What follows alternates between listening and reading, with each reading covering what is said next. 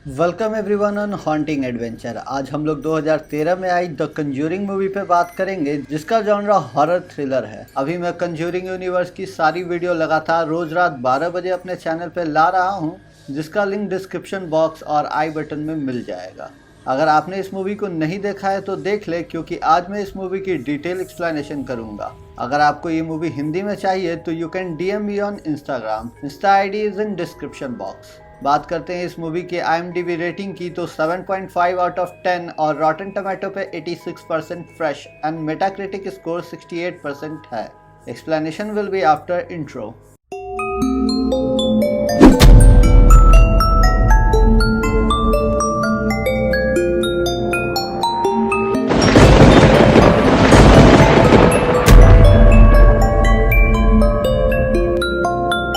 Movie के first scene में हम लोग एड और लॉरेन वॉरेन की एनाबेल केस को, जो कि 1968 में सॉल्व की गई थी, उसकी डॉक्यूमेंट्री देखते हैं, जो कि खुद एड और लॉरेन किसी यूनिवर्सिटी में दे रहे थे, जिसमें कि वही एनाबेल डॉल थी जो उन नर्सेस को बिलोंग करती थी। नर्सेस को किसी मीडियम से पता चलता है कि जिस अपार्टमेंट में वो रहती थी, उस अपार्टमेंट में 7 ईयर ओल्ड एनाबेल हिगन्स नाम की एक लड़की मर गई थी, और एनाबेल को उनका वो डॉल काफी ज्यादा पसंद आता है और एनाबेल उनके साथ रहना भी चाहती थी। So they gave Annabelle permission to move into the doll. फिर जाके सिचुएशन धीरे धीरे बिगड़ता चला गया। पहले तो एनाबेल डॉल हल्की मूवमेंट करती थी, जैसे कि हाथ पैर और सर हिलाना। फिर डॉल खुद से डिस्प्लेस होने लगी। हालत फिर बदतर हो गई जबकि एक दिन नर्सेस घर आती हैं और उनको मिस मी का नोट मिलता है, जो कि एनाबेल डॉल ने लिख के उनके गेट पे रखा था। फिर घर के हॉलवे में एनाबेल डॉल होती है और उसके हाथों में कुछ क्रेयॉन्स होते हैं, जैसा कि एनाबेल ने एक पूरे रूम में लाइन खींच रखा था। रूम के सीलिंग में मिस मी लिखा था और पूरे रूम को तहस नहस कर उनके फोटो फ्रेम को तोड़ दिया गया था, जिससे कि डेबी नाम की नर्स ने एनाबेल डॉल को कचरे में फेंक दिया। अब ये पूरे रूम में क्रेयॉन से लिखने वाली इंसिडेंट हम लोग पहले भी देख चुके हैं एनाबेल मूवी में। Back to the movie. अब उसी रात को गेट नॉक होता है और गेट पे ठीक पिछली बार की तरह मिस मी का नोट होता है और डॉल उनमें से किसी एक के कमरे से निकलती है। एड बताते हैं कि ऐसा कुछ नहीं था and spirit don't possess stops. यह स्पिरिट से बढ़ के एक डेमोनिक पावर है जो कि लोगों को मैनिपुलेट कराना जानती है और वो उनमें से किसी एक को पोजेस करना चाहती है। ये जो भी हम मूवी के स्टार्ट में देखते हैं वो बस एड और लॉरेन वॉरेन को इंट्रो देती है एनाबेल के मूवी में, और एनाबेल मूवी की ईस्टर एग भी, क्योंकि कंज्यूरिंग 2013 के बाद 2014 में एनाबेल आई थी, जो कि मैंने पहले एक्सप्लेन कर रखा है। अब हम मूवी के मेन स्टोरी लाइन पे आते हैं। यहाँ हम हैप्पी लिविंग पेरॉन फैमिली को नए घर में मूव इन होते हुए देखते हैं। रॉजर और कैरोलिन हस्बैंड वाइफ होते हैं और इनकी 5 बेटियां होती हैं, Andrea, Nancy, Cindy, Christine and April. Family में एक डॉग भी होती है जिसका नाम सैडी होता है। सारे बच्चे घर में आते ही अपने कमरे देखने भागते हैं और सैडी घर के दरवाजे से अंदर आती ही नहीं है। रॉजर उसको बाहर ही छोड़ देता है। आगे हम देखते हैं घर में चारों ओर सामान फैला होता है और बच्चे हाइड एंड क्लैप खेल रहे होते हैं, सिवाय अप्रैल के, जो कि घर के पीछे वाले पेड़ के नीचे बैठ के म्यूजिक बॉक्स से खेल रही होती है। म्यूजिक बॉक्स में देखते देखते अप्रैल अचानक पीछे मुड़ के देखती है जैसे वहाँ कोई हो, पर वहाँ कोई दिखता नहीं है। हाइड एंड क्लैप खेलने के दौरान नैन्सी से कुछ टूट जाता है, जिसके कारण रॉजर को पता चलता है कि शायद नीचे सेलर यानी कि तहखाना है। रॉजर सुबह नीचे जाके अच्छे से देखने का फैसला करता है। नेक्स्ट मॉर्निंग कैरोलिन जागती है और खुद के पैरों पे कुछ चोट के निशान पाती है। बच्चे कंप्लेन करते हैं कि रूम बहुत चिल रहता है पूरी रात, और एंड्रिया कंप्लेन करती है कि रात को रॉटन मीट की बदबू आती है। कैरोलिन नोटिस करती है कि हॉल और किचन की घड़ी 3:07 पर रुक गई है, और इधर अप्रैल सैडी को मरा हुआ पाती है। कहानी स्विच होती है वॉरेंस के घर पे, जहां एड किसी आदमी को अपने घर का वो कमरा दिखाता होता है जहां कि वो अपने सॉल्व्ड केसेस से रिलेटेड हॉन्टेड चीजें रखता है।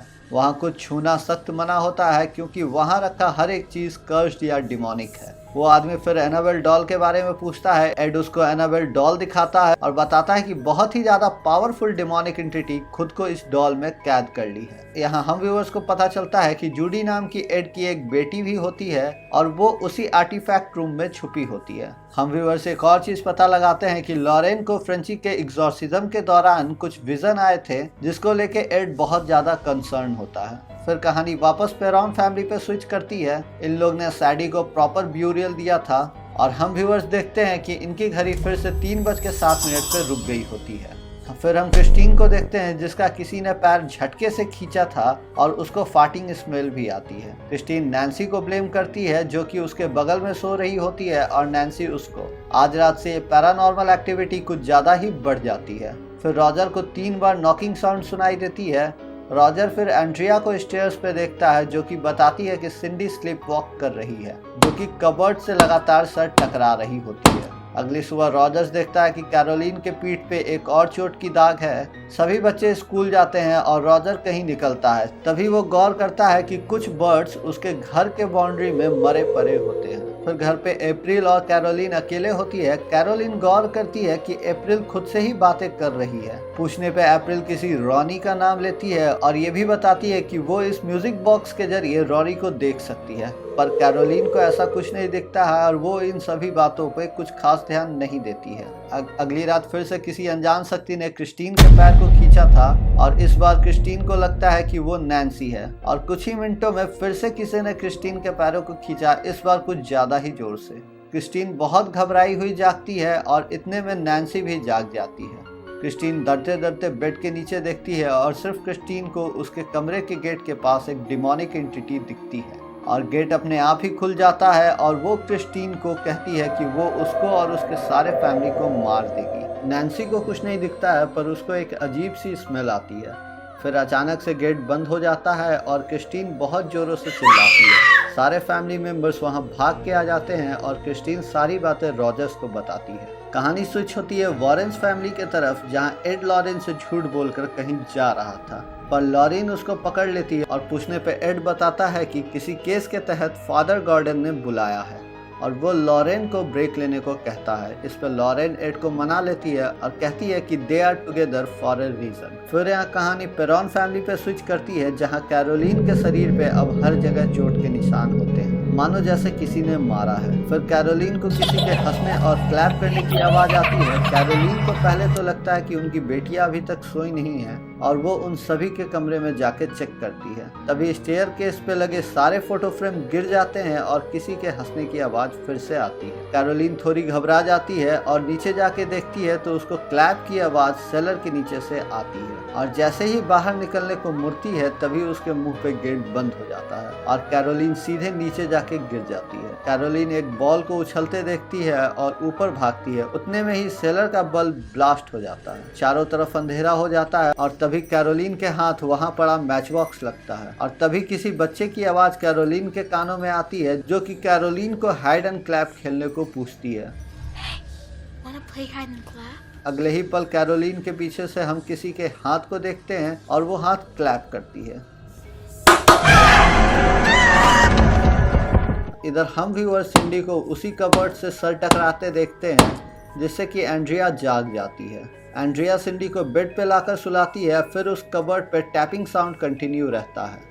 एंड्रिया कबर्ड खोलती है, तभी उस पे एक भयानक दिखने वाली स्पिरिट कबर्ड के ऊपर से हमला करती है। दोनों बहुत जोर से चिल्लाते हैं। तभी घर पे रॉजर आता है जो कि किसी काम से बाहर गया हुआ था। सबसे पहले वो कैरोलिन को सेलर से बाहर निकालता है और ऊपर जाके सबसे पूछता है कि वहाँ हो क्या रहा है। अगले सीन में हम मैसाचुसेट्स वेस्टर्न यूनिवर्सिटी में एड और लॉरेन को देखते हैं, जहां कैरोलिन उनसे हेल्प लेने जाती है। पहले तो एड मना कर देता है पर लॉरेन मान जाती है। हम लोगों ने कैरोलिन को पहले भी देखा था द नन मूवी के पोस्ट क्रेडिट सीन में। दोनों पैरॉन फैमिली के घर पहुंचते हैं, फिर इंट्रोडक्शन होती है। यहाँ हम व्यूअर्स देखते हैं कि लॉरेन कुछ अजीब ढंग से इधर उधर देख रही होती है। कैरोलिन बताती है कि ये सभी लोग रात में हॉल में ही सोया करते हैं, ये ज्यादा सेफ और वार्म रहता है। फर्नेस हीटर की कितनी भी हीट बढ़ा दी जाए पर रात में घर बिल्कुल चिल होता है। कैरोलिन एड को बताती है कि पिछली कुछ रातों से हालत बदतर होती जा रही है और रात को रॉटन मीट की बदबू पूरे घर में फैल जाती है। इस पे एड का कहना था कि smelling of the rotten meat का मतलब है यहाँ कोई डिमोनिक शक्ति है। फिर रॉजर बताता है कि गेट पे 3 बार नॉकिंग साउंड आता है और सुबह होने पे बंद हो जाता है, जिस पे एड का कहना था इसका मतलब है insult to the Trinity, the Father, the Son and the Holy Spirit. आगे रॉजर बताता है कि जो भी बर्ड उनके घर के ऊपर से उड़ती है उनका सर टूटा हुआ होता है। कैरोलिन ये भी बताती है कि घर के सारी घड़ियां 3:07 पे बंद हो जाती है। तभी लॉरेन को उनके घर की सारी तस्वीरें रखी हुई दिखती है, जिसपे कैरोलिन बताती है कि हमेशा कोई इन सभी तस्वीरों को गिरा देता है, इसलिए ये वो सब तस्वीरें दीवारों पे नहीं लगाते। लॉरेन को तस्वीर छूते ही कुछ विजन्स आती हैं, जिससे कि पता चलता है कि वो कैरोलिन की लाइफ की बेस्ट लम्हे थी, at the beach with family. फिर कैरोलिन उनको वो कवर्ड दिखाती है जहाँ सिंडी खुद का सर टकराया करती थी और सेलर की बात भी बताती है। तभी लॉरेन उस सेलर में जाती है जहाँ उसको किसी की आवाज़ आती है, look what she made me do.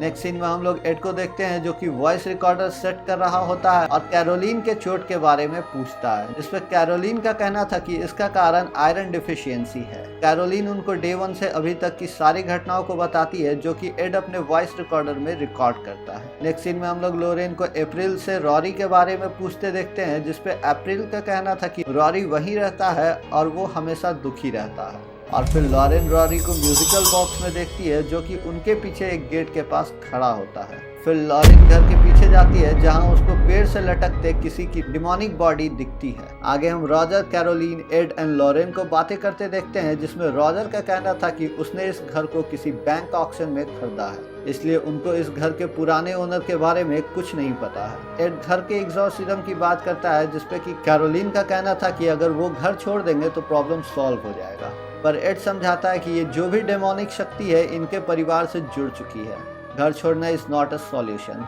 Lauren बताती है कि जब से वो घर के गेट से इन की है तब से कुछ डार्क एंटिटी को उसने रॉजर और कैरोलिन के पास देखा है और बच्चों के पास भी। लॉरेन यह भी बताती है कि यहाँ बहुत सारे इविल स्पिरिट है, पर उनको सबसे ज़्यादा फिक्र है एक की, क्योंकि उसमें बहुत नफरत भरी हुई है। एड बताता है एग्जॉर्सिज्म के लिए चर्च से परमिशन लेनी होगी और परमिशन के लिए उनको प्रूफ देना होगा that evil spirit exist here. Movie switch करती है वॉरेन्स फैमिली पे, जहाँ जूडी अपनी माँ को मिस करते हुए उनको एक लॉकेट देती है जिसमें जूडी का फोटो होता है। फिर एड बताता है कि उसके वॉइस रिकॉर्डर में कहीं भी कैरोलिन की आवाज़ रिकॉर्ड हुई ही नहीं थी। लॉरेन बताती है कि उसको रिसर्च करने पे काफ़ी कुछ मिला है।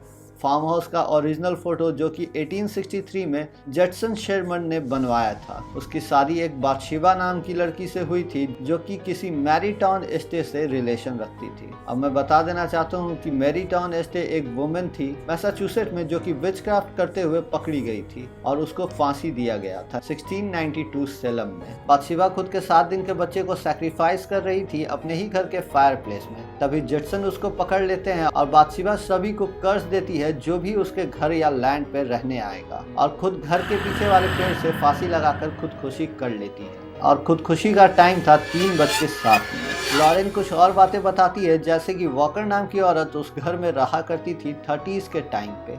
उसके बेटे का नाम था रॉरी जो कि वुड्स में मिस्टीरियसली गायब हो गया था और वॉकर ने सेलर में खुदकुशी कर ली थी। लॉरेन उस घर की ओरिजिनल मैप निकालती है जो कि 200 एकर्स में बना था, फर्दर सब डिवाइड होके कई हिस्सों में बिक गया था। एक बच्चा जो कि बगल के घर में रहता था वो उस पॉन्ड में डूबकर मारा गया था और एक और नेबर्स की एक मेड भी वहाँ सुसाइड की थी। ये सारी बातें कड़ी दर कड़ी जुड़ती चली जाती है। फिर अचानक से टेप रिकॉर्डर प्ले हो जाता है जहां हम कैरोलिन की आवाज के जगह किसी डिमोनिक साउंड को सुनते हैं और टाइम वहां भी 3:07 हो रहा था। अगली सुबह एड अपने सारे इक्विपमेंट्स और क्रू के साथ पेरॉन फैमिली के घर पहुंचता है। क्रू में ब्रैड हैमिल्टन जो कि ऑफिसर था और ड्रू थॉमसन नाम का एक बंदा होता है। ये लोग हर गेट पे bells, thermostat, trigger, cameras, high frequency mic सब कुछ सेट करते हैं एविडेंस इकट्ठा करने के लिए। और एड पूरे घर में होली वाटर और क्रॉस रखता है ताकि जो भी डिमोनिक शक्ति है कुछ हरकत करे और ये लोग सबूत इकट्ठा कर सके। आगे हम सेलर का गेट खुद से खुलते देखते हैं और एड, लॉरेन और ब्रैड सेलर में जाते हैं जहाँ की इनको कुछ खास नहीं मिलता और रात खत्म हो जाती है। नेक्स्ट मॉर्निंग ये लोग सभी हैप्पीली डिनर कर रहे होते हैं और कैरोलिन थोड़ी थकी होती है तो एड कैरोलिन को आराम करने को कहता है। फिर लॉरेन कुछ कपड़े सुखा रही होती है, तभी अचानक से मौसम बदलता है और वहाँ एक कपड़ा किसी डिमोनिक एंटिटी पे गिरता है और वो कपड़ा सीधा उड़कर कैरोलिन के विंडो से टकरा जाता है। यहाँ लॉरेन को बाथशेबा की स्पिरिट दिखती है। यहाँ हम व्यूअर्स कैरोलिन का हाथ पे किसी के पकड़ने के निशान उभरते देखते हैं और हम लोगों को ये समझ में आ जाता है कि पहले चोट के निशान कैरोलिन के शरीर पे कैसे आए थे। वो डिमोनिक एंटिटी कैरोलिन के ऊपर आके उसके मुंह में खुद का ब्लड उल्टी करती है। मेरा मानना है कि बाथशेबा कैरोलिन को यही पोजेस करती है, क्योंकि कैरोलिन का बिहेवियर यहाँ से चेंज हो जाता है। और ऐसे ही पोजेस होते हैं हम लोग जैनिस को भी देखे थे एनाबेल क्रिएशन मूवी में।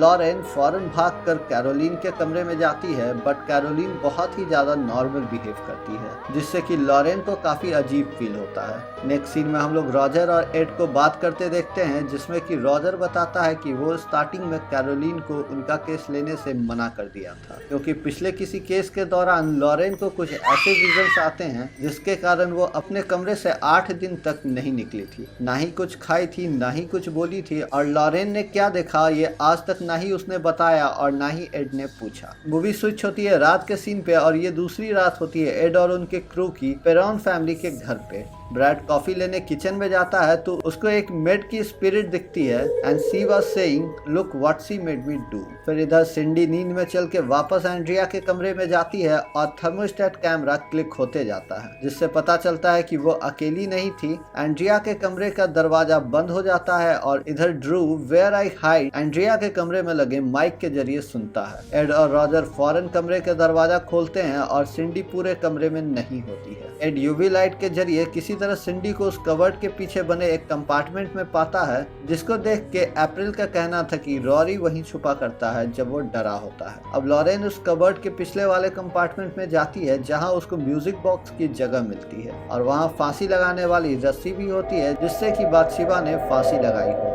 अचानक से उस कंपार्टमेंट का फ्लोर टूट जाता है और लॉरेन सीधे सेलर में जा गिरती है। वहां उसको वॉकर की स्पिरिट दिखती है उस म्यूजिक बॉक्स के जरिए, जो कि कह रही होती है look what she made me do. फिर लॉरेन पे बाथशेबा भी हमला करती है, जिससे कि जूडी का दिया हुआ लॉकेट वहीं गिर जाता है। यहाँ हम व्यूअर्स और लॉरेन दोनों को ये बात अच्छे से पता चल जाता है कि वॉकर का बेटा कहीं जंगलों में गायब नहीं हुआ था, बल्कि बाथशेबा ने वॉकर को खुद के बेटे को मारने के लिए पोजेस किया था। लॉरेन सेलर से बाहर निकलते ही सबको बताती है कि बाथशेबा माँ को पोजेस करती है बच्चे को मारने के लिए, और वो डेली रात कैरोलिन को अंदर ही अंदर खा रही है, और वो चोट के निशान भी उसी के कारण है। इतना कहते ही वहां रखा सारा क्रॉस नीचे गिरने लगता है और नैन्सी को किसी ने बाल से पकड़ के हवा में उठा लिया होता है। नैन्सी कमरे में इधर उधर लेविटेट करते हुए गिरती चली जाती है। फाइनली लॉरेन ने उसके बाल को काट कर नैन्सी को बचाया। नेक्स्ट मॉर्निंग पेरॉन फैमिली घर से बाहर रहने जाते हैं जब तक घर का एग्जॉर्सिज्म ना हो जाए, और हम व्यूअर्स यहाँ कैरोलिन को बहुत ज्यादा शांत देखते हैं। तभी वहाँ लॉरेन को जूडी की आवाज सुनाई देती है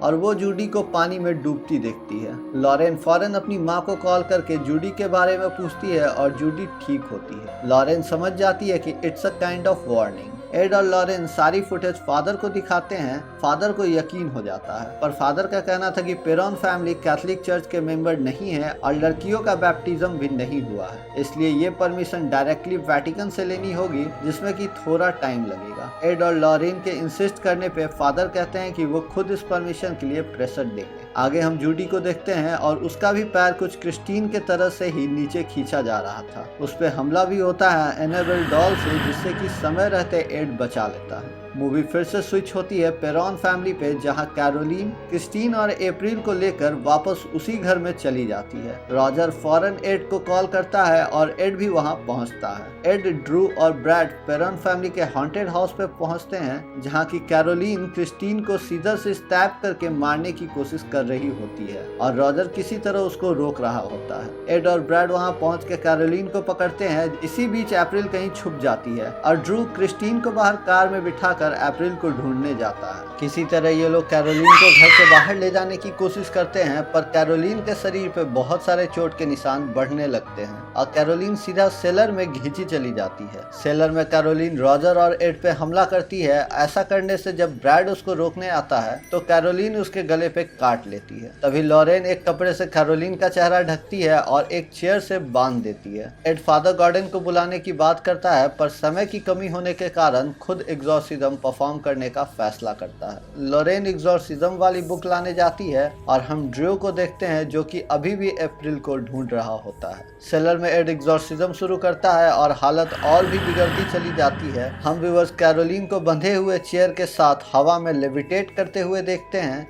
और अगले ही पल वो जोर से जमीन पे गिरती है, जिससे कि चेयर टूट जाता है और कैरोलिन आजाद हो जाती है। इधर ड्रू सभी को बताता है कि अप्रैल मिल गई है, जो कि किचन के नीचे छुपी होती है। इतना सुनते ही कैरोलिन फटाक से सीजर लेके अप्रैल को मारने भागी है। कैरोलिन अप्रैल तक पहुंच जाती है और एड भी वहां लगभग पहुंच ही चुका था, पर जगह की कमी के कारण उसको रोक नहीं पाता है। एड बाथशेबा नाम से उसको बुलाता है, जिससे कि हम व्यूअर्स को यहाँ बाथशेबा का डिमोनिक फेस देखने को मिलता है। एड यहाँ by the power of God Bathsheba को हेल में जाने की हुक्म देता है और लॉरेन कैरोलिन को कहती है कि तुम हिम्मत नहीं हार सकती, और उसके परिवार के साथ बीच पे बिताए उन पलों को याद करने को कहती है, जो कि उसके लिए बहुत ही खास पल था। एड और रॉजर भी उसको यकीन दिलाता है कि वो बाथशेबा से लड़के उसको हरा सकती है, जिसके कारण कैरोलिन वापस आती है और बाथशेबा का खून उल्टी करती है। नेक्स्ट सीन में हम लोग दोनों फैमिली को हैप्पी देखते हैं और पेरॉन फैमिली फिर से यूनाइट होती है। अप्रैल लॉरेन को जूडी का दिया लॉकेट वापस करती है, जो कि सेलर में गिर गया था। आगे हम व्यूअर्स देखते हैं कि एड म्यूजिक बॉक्स को अपने आर्टिफैक्ट रूम में रखता है। लॉरेन बताती है वेटिकन ने अब जाके एग्जॉर्सिज्म अप्रूव कर दिया है और फादर ने इन दोनों को बुलाया था किसी लॉन्ग आइलैंड केस के बारे में बात करने के लिए। शायद लॉन्ग आइलैंड केस हम लोग कंज्यूरिंग यूनिवर्स के किसी मूवी में देख सकते हैं। एट लास्ट हम व्यूअर देखते हैं कि म्यूजिक बॉक्स अपने आप ही प्ले हो रहा होता है और मूवी यहाँ खत्म होती है। कंज्यूरिंग यूनिवर्स की ये मूवी सभी मूवी से बेस्ट है। आई होप कि आपको कंज्यूरिंग यूनिवर्स की सभी मूवीज की लिंक समझ आ रही होगी। Thank you for being here till now. If you like this video, do comment, like, share and subscribe this channel. And if you need this movie in Hindi, DM me on Instagram.